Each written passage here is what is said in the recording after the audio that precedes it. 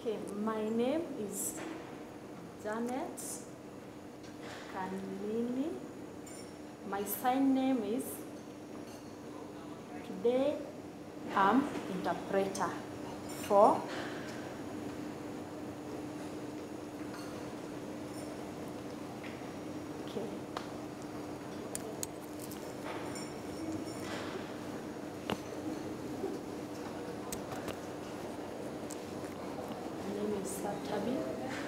welcome all of you, Safaricom. Me, I'm happy to see all of you. Yes. That is where my sign language ends.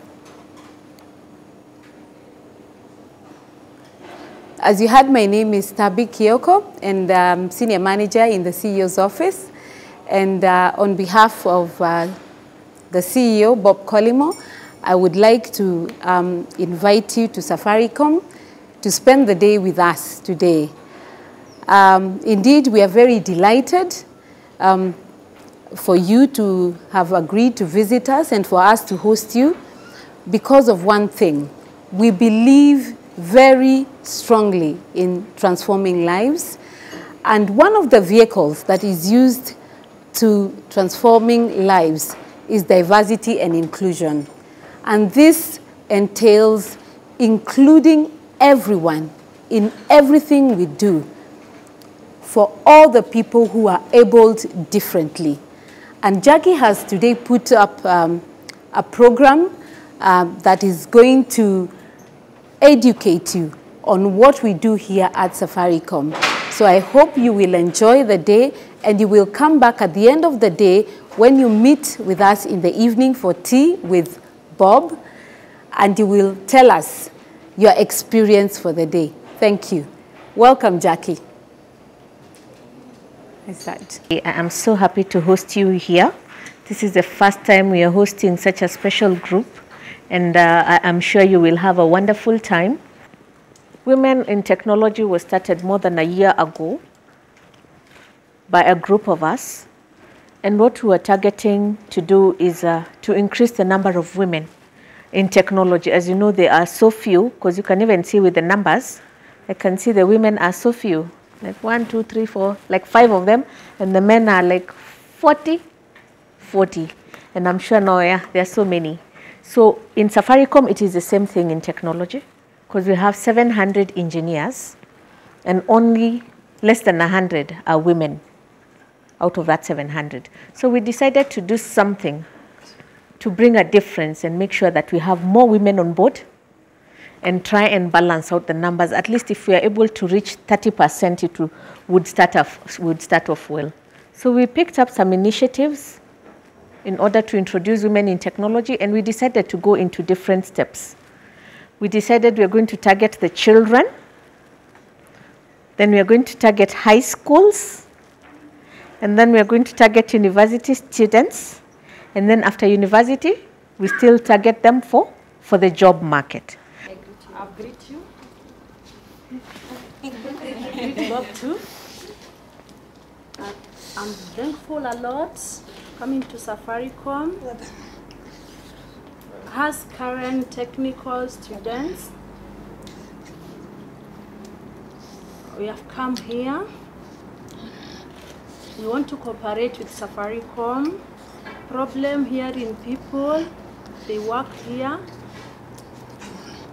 but deaf don't work here in Safaricom. Attachment, we don't get them. We want maybe deaf people to be included. We hope maybe Safaricom will encourage current students to come.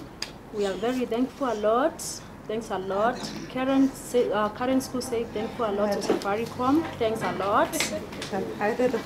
Okay, welcome.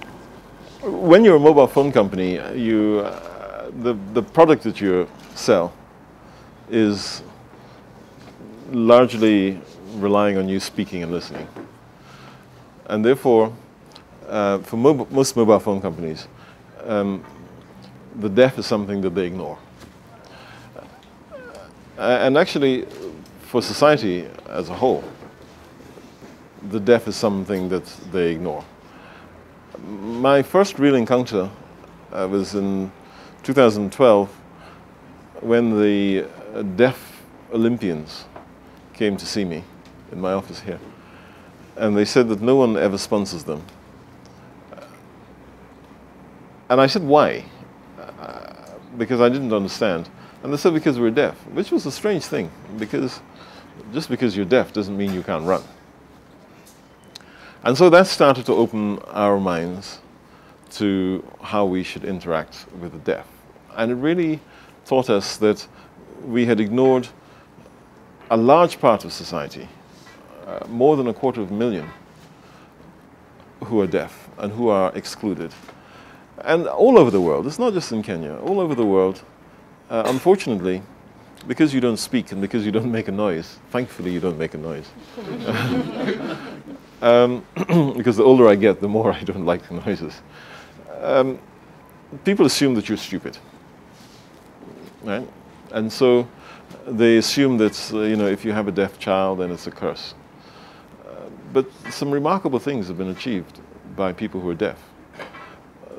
The most famous has been Helen Keller, who was deaf and dumb and wrote many books.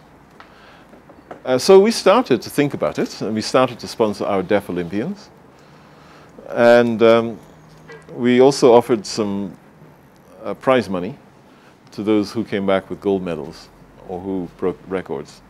And one young lady stood out for me, and this was young Beryl. Beryl was running in the juniors, and she had done the trials with her able-bodied counterparts, and she came first in the trials. And government didn't send her because she was deaf. I couldn't understand it.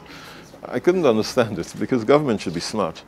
But government said that they needed to send an interpreter, and so she didn't go. So they sent the two girls who ran second and third. So Beryl went to Bulgaria and ran.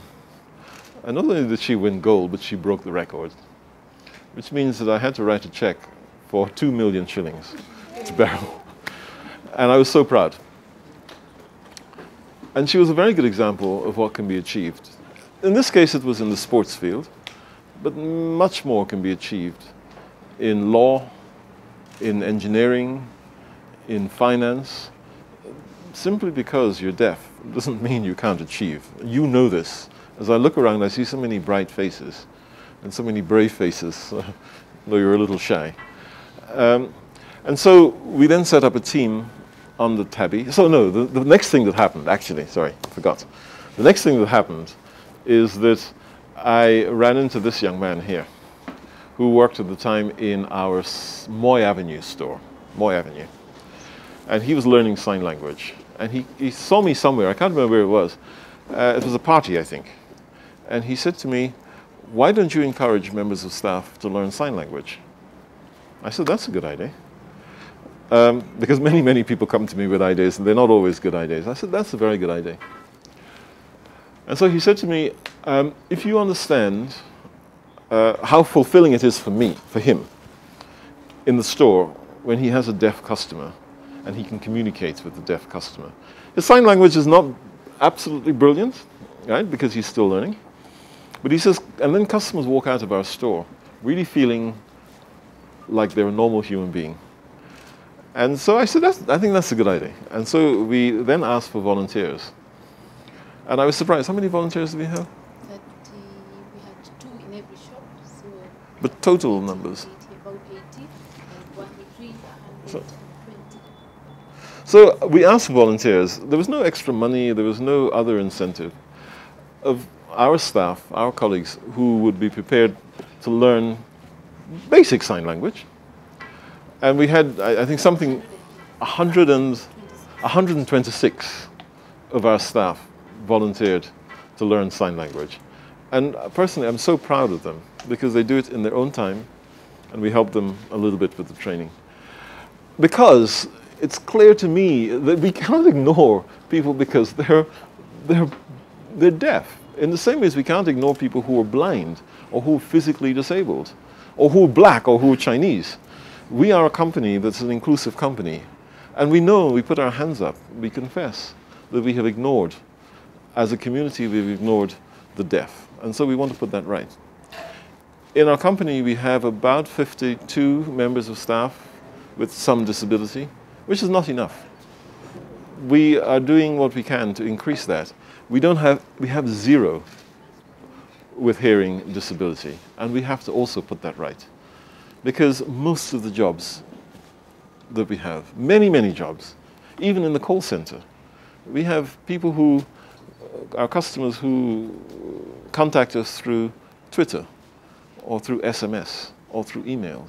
These are all jobs which can easily be done by people who are deaf. And so we'll ask you to help us to understand what's needed, because we don't know what's needed. But we want you as a community and as young, bright young students to help us to understand what we need to do in order to make our place a place that could provide useful, valuable, and fulfilling employment. Thank you very much. Thank you.